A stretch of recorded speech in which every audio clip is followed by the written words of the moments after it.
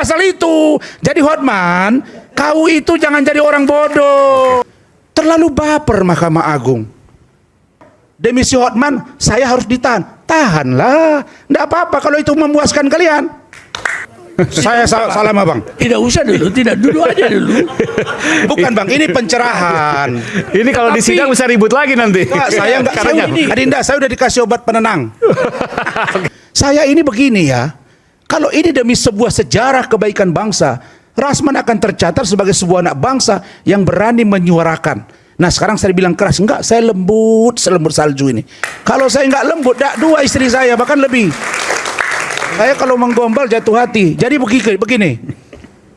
Dalam klausul civil contempt of court dengan criminal contempt of court, kalau itu diberlakukan kepada kami, ngomonglah si Hotman Paris yang hanya berani di media sosial, maka kami kasih nama kau sekarang Hotman adalah pengacara medsos. Kemarin nggak pernah datang. Nah, apa itu? Dia bilang, ini ada pasal pengecualian 335. Sekarang saya buka. Bunyi pasal 335 KUHP tentang pemaksaan dengan kekerasan telah dihapuskan oleh Mahkamah Konstitusi nomor 01 tahun 2013 dalam frasa, yaitu frasa pada pasal perbuatan tidak menyenangkan. Kan begitu Prof? Kalau itu sudah dihilangkan kategori perbuatan tidak menyenangkan, mohon maaf, nanti kita buang angin alias kentut, dia tersinggung, masuk penjara orang. Padahal dia mencret gara-gara makan durian, jadi persoalan. Jadi janganlah kita ini yang aneh-aneh, jadi tambah ngeri orang nanti. Saya, kalau seorang Rasman kalian anggap menjadi musuh negara, bayangkan kami hanya protes kepada ketua majelis, terus 2 anggota majelis. Terlalu baper Mahkamah Agung. Pak SBY ditulis kerbo di depan istana oleh Bang Egy Sujana, nggak segaduh ini republik itu. Di Mahkamah Konstitusi 2014 terbang kursi, pecah meja oleh peserta, nggak contempt of court, nggak lapor Dr. Hamzah Zulfa. Masa sudah kritik dari seorang Pak Mahfud MD, nggak pantas dipanggil yang mulia, kata beliau. Masa ke toilet yang mulia, izin ya, kami ke toilet, lapor juga. Ada di sini datanya. Maksud saya, kenapa sih kok kita baper? Seorang Rasman, siapalah Rasman? Kami hanya memprotes, kita jangan lari. Nah si Hotman ini bilang, pasal pengecualian, Rasman tahan. Hotman. Maksudnya apa ditahan? Iya, dia bilang bisa ditahan. Oke. Pasal pengecualian, maka di sini saya bacakan ya. Di sini disebut perasa pada pasal perbuatan tidak menyenangkan dihapuskan alias dicabut, sehingga pasal itu menjadi berbunyi, barang siapa secara melawan hukum memaksa orang lain supaya melakukan, tidak melakukan atau membiarkan sesuatu, dengan memakai kekerasan, atau dengan memakai ancaman kekerasan, baik terhadap orang itu sendiri maupun orang lain. Nggak ada lagi di sini yang namanya perbuatan tidak menyenangkan. Nah, kecuali disebut di sini tadi, memakai ancaman kekerasan baik terhadap orang itu sendiri maupun orang lain, dan apabila saudara melawan Hotman Paris. Kalau itu ada pasalnya, baru saya sujud kayak film India sama Hotman. Nggak ada pasal itu. Jadi Hotman, kau itu jangan jadi orang bodoh. Nah, kita nggak bicara karena Bang Hotmannya nggak ada di sini, nggak fair juga. Maksud saya, jangan undang dia. Jangan. Saya mau katakan bahwa, tapi saya ingin tanya. Saya mau katakan begini, Bareskrim Mabes Polri sudah panggil kami. Iya. Oke.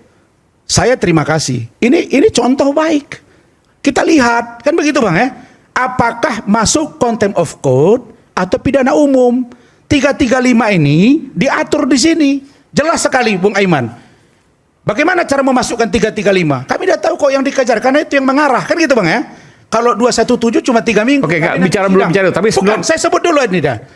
Unsur-unsur yang termasuk dalam 335 KUHP setelah direvisi MK. Pertama, untuk dapat dijerat pasal 335 KUHP, maka perbuatan harus memenuhi unsur-unsur sebagai berikut. 1, barang siapa. Oke, jelas ya, siapa yang melakukan. Yang kedua, secara melawan hukum. Yang ketiga, memaksa orang lain supaya melakukan, tidak melakukan, atau membiarkan sesuatu. 4, memakai kekerasan atau ancaman kekerasan baik terhadap orang itu sendiri maupun orang lain. Mana ada saya ancam? Kalau saya ancam, kalau Anda buka sidang, saya bunuh Anda, saya tekan Anda. Tidak ada. Oke? Saya hanya bilang, banyak juga hakim yang koruptor, itu diedit. Baru satu lagi, Adinda. Biar jangan salah, Adinda juga pendalaman hukum ini. Seseorang itu dapat dikatakan, ya, seseorang itu dapat dikatakan melanggar pasal 335 sesuai dengan 4 poin di atas, maka harus dapat dibuktikan definisi kekerasan. Apa itu kekerasan? Yaitu menurut pendapat R. Susilo, ini rujukan kita di Fakultas Hukum ini, buku ini, menggunakan tenaga atau kekuatan jasmani yang tidak kecil dan tidak sah dengan kekuatan yang besar. Misalnya memukul dengan tangan, tang. Si Hotman kan cuma saya sentuh, katanya disentuh bahu jasnya, katanya nggak sudi dia, nggak ada saya pukul situ. Yang kedua, dengan segala macam senjata, nggak ada kita bawa senjata. Yang ketiga, menendang, saya tendang dan lain sebagainya. Orang meja kok saya protes begini-begini, masa nggak boleh? Terus saya demi si Hotman saya harus ditahan. Tahanlah, nggak apa-apa kalau itu memuaskan kalian. Yang terakhir, informasi yang beredar, Rasman ini masih ditangkap. Nanti hari Kamis kita tahan aja. Kalau itu memuaskan kalian, tahan. Tahan saja. Anda siap untuk ditahan? Ya, mau bilang apa mereka yang punya republik ini? Saya sudah tahu kok, Adinda. Dulu Pak Jokowi mula-mula menjabat, saya ini orang politik ya. 2 periode anggota DPRD, saya dibilang ijazah palsu, saya tidak pernah dalam sejarah hidup saya, Bung Aiman, mulai saya madrasah ibtidaiyah sampai saya SD, sampai saya S1, S2, S3, tidak ranking 1. Saya nggak pernah kenal yang namanya juara 2, dari Allah itu. Cek sekarang di Madrasah Aliyah Negeri 2, Padang Sidimpuan, saya ranking 1 semester 1 sampai semester 6. Artinya saya belajar hukum dari guru-guru senior saya. Bukankah Bang Otto Hasibuan sekarang gini, membuat rancu, Prof. Begitu ada Rakornas Pradi, turunlah Bang Yusril. Profesor Yusril Iza Mahendra, ini satu alumni dengan saya, University Science Malaysia. Oke? Apa kata Bang Yusril? Pradi adalah state organ. Organ negara. Kan gitu, Bang? Satu-satunya. Di luar itu bukan organisasi advokat. Selesai, ribut. Oh Bang Otto nggak adil, nggak fair. Pradi ada 3, kan begitu Bang? Tiba-tiba kemarin muncul Pak Supidasko, Wakil Ketua DPR RI, dia hadir di Kongres Advokat Indonesia di Bandung. Dia bilang yang sah adalah KAI yang sekarang. Kacau lagi sudah. Jadi 2 pejabat negara, cuma anehnya satu legislatif ngurusin eksekutif. Kita ini kan beda-beda. Legislatif, yudikatif, eksekutif. Nah kalau begitu merujuk pada itu Prof. 1. Menko. Menko bukan tanggung loh. Menteri Koordinator Hukum, HAM, Imigrasi dan Pemasyarakatan. Mengatakan bahwa Pradi state organ. Oke, enggak, bukan. Saya bukan mencari itu. Saya bicara tadi. Biar apa nih? Biar paham gitu. Tadi Anda menyatakan bahwa yudikatif nih, kita bicara Mahkamah Agung, kita bicara di lini Mahkamah Agung, bahwa itu melaporkan Anda, kayak melaporkan Anda itu adalah institusi. Yes. Kalau institusi harus menurut Anda itu nggak wajar? Harus lembaga. Kalau yang melaporkan Anda itu atas nama contempt of court, harus orangnya dong. Harus orangnya. Harus ketua. Dalam hal ini hakimnya. Ini ketua PN. Dalam hal ini ketua PN. Ketua PN. Bukan dari institusinya. Bagaimana? Bukan institusi. Institusi bukan pribadi. Ketua PN itu mewakili institusi dari kelembagaan peradilan. Bukan PT Pengadilan Tinggi yang di atasnya atau Mahkamah Agung. Atas perintah Mahkamah Agung. Atas perintah, tapi yang melaporkan bukan mereka. Laporan terkait dengan kekerasan dan lain sebagainya. Kalau itu adalah delik umum, delik biasa, pidana biasa, harusnya yang melapor siapa? Ketua majelis. Ini yang melapor adalah lembaga, diwakili oleh ketua PN. Kalau ketua PN berarti bicara contempt of court. Kalau contempt of court, mana undang-undang yang mengatur tentang contempt of court? Ke situ dulu dong. Jangan nanti lari kemana-mana cerita ini. Tiba-tiba masuk si Hotman, 335, bisa ditahan. Jadi tambah bingung lagi kita, makanya kita butuh pencerahan dari Prof. Marwarar. Kira-kira begitu. Oke, silakan, Prof. Iya, jadi saya kira ini sudah bercampur masalah-masalah. Dengan pribadi, yang pribadi kita buang dulu lah. apa yang menyangkut pribadi-pribadi. Tetapi kalau melaporkan contempt of court, tidak ada yang keliru. Ketua sebagai pimpinan yang bertanggung jawab kepada seluruh apa yang menjadi tanggung jawabnya di peradilan itu, termasuk ruang sidang yang dipimpin oleh majelis. Siapapun bisa melaporkan, apakah ketua PN-nya, apakah PT-nya, pengadilan tingginya?